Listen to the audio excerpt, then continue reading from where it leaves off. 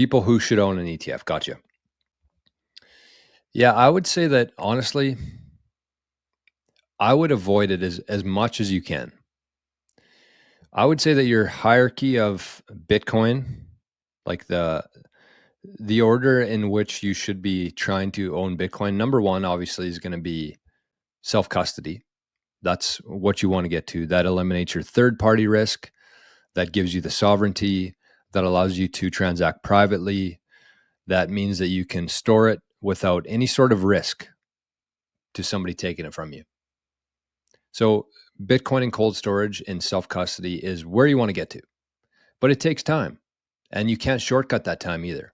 It takes a lot of investment of time or money for somebody to help you with it, but you have to make sure that you have your security in place and you know what you're doing before you take self-custody of your Bitcoin. And I think that that's one of the biggest misconceptions in Bitcoin is the catchphrase, not your keys, not your coins. I've seen way more people lose their Bitcoin because they bought it and tried to take self-custody of it before they were ready to. So that's where you want to get to, but I don't recommend people doing that right off the hop. I think that that's a very poor decision. And I've seen it. I've seen some people, some of my friends, some of the people I've helped, some people who weren't ready to self-custody Bitcoin yet lost it because of that. So that's number one.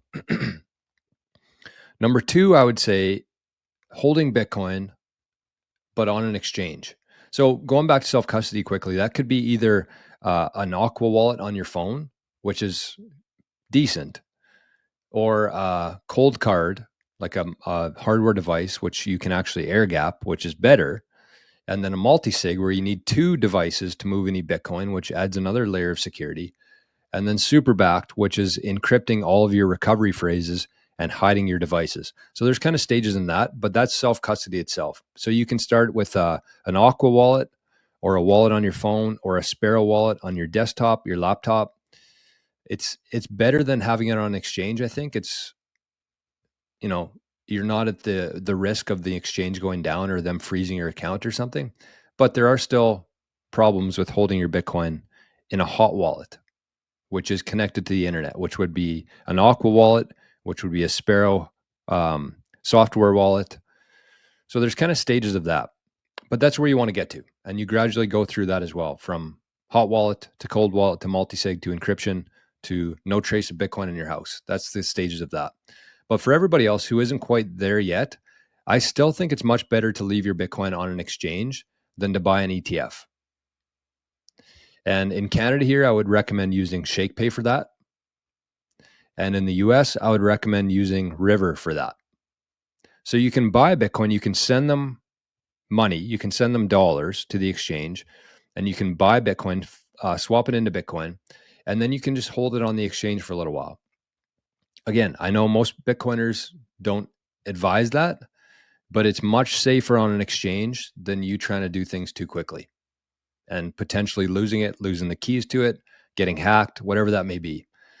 And then the kind of last thing, and this is only for money that's stuck in the system, that's where you should be looking at an ETF. And for the money that's stuck in the system, I would say two things. If you have a longer time horizon here, if you don't need it within the next couple of years, I would strongly suggest putting that into strategy over an ETF. But if you have a shorter time frame and you don't want the massive volatility that strategy has in it, then you could go to an ETF like Fidelity, like IBIT. I would lean towards Fidelity, honestly. They're preferred. They hold their own Bitcoin. They've been around Bitcoin for a very long time. You're not giving more power to BlackRock. So that's kind of the, whatever you would call it there, the hierarchy of where you should be storing your Bitcoin.